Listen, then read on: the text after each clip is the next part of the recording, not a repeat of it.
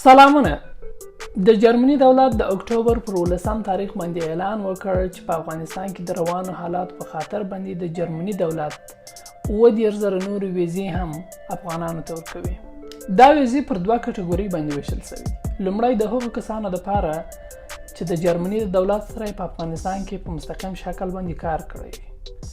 دوهم د ملکي افغانانو لپاره دی کوم چې هغوی ته د خطر احساس دی، چې د هغوی له جملې څخه مدني فعالین، خبریالان، د حقوق بشر کارمندان، د ښځو د حقوقو فعالین، سیاسون او شخصي او دولتي قراردادیان. تاسو کولی شئ دا ویډیو تر پایه پورې وګورئ ترڅو د اسنادو د لیږد پروسه په مکمل شکل زده کړئ او ستاسو د بریا چانس وچانده شي. مننه.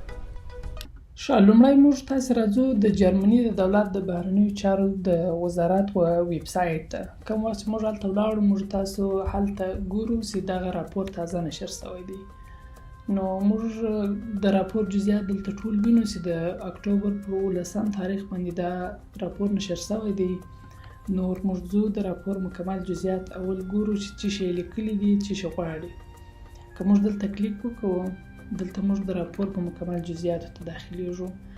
دلته تاسو وینئ چې په راپور کې لیکلي دي چې د جرمني دولت په پلان کې لري چې 30,000 نور افغانان سره د هغوی د کورنۍ جرمني ته راوړي.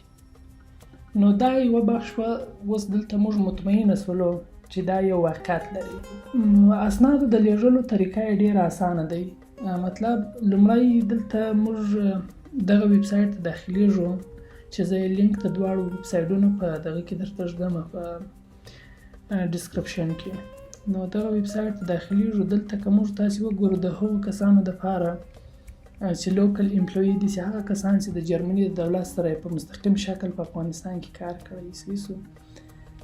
نو هغوی به چیش کوي که اسناد لري خو ښه خبره ده، که اسناد نه لري دوی باید د هر هغه چا سره چې کار کړی دی له هغه سره تماس ونیسي ترڅو هغوی دوی ته اسناد برابر کړي. که چیرې دوی ونه سوی کولی چې هغه کسان پیدا کړي چې دوی ورسره کار کړی دی، دوی دی بیا په مستقیم شکل د جرمني د سفارت سره په ایران، هند، قطر، ازبکستان او تاجکستان په دغو هیوادونو کې چې جرمني سفارتونه لري د هغوی سره د تماس ونیسي او هغوی ورسره د اسنادو په برابرولو کې مرسته کوي. کوم وخت چې اسناد برابر کړه د هغه وروسته دي د دغه ایمیل له لارې څخه ورته واستوي. اوس راځو اخرني بخش ته. هغه کسان چې ملکي افغانان دي. ملکي افغانان یعنې مطلب هغه افغانان چې د جرمني د دولت سره کار نه دی کړی خو ژوند په خطر کې دی، چې د هغوی له جملې څخه مدني فعالان دي، د حقوق بشر کارمندان، خبریالان، شخصي او دولتي قراردادیان، سیاسي اشخاص. دغه ټول کولی شي چې خپل اسناد ورته واستوي. نو دلته تاسې وینئ راهنمایي دلته درته لیکلې ده. کوم وخت چې ما اسناد ټول سره برابر کړل دغه ایمیل ادرس ته ولیږئ. دغه پروسه ده. نور به ورسره په تماس کې یاست. نور که هغوی اضافه اسنادو ته د اضافه اسنادو پوښتنه وکوله تاسو ته بیرته ایمیل کوي او درته وایي چې دغه اسناد موږ ته راولېږئ.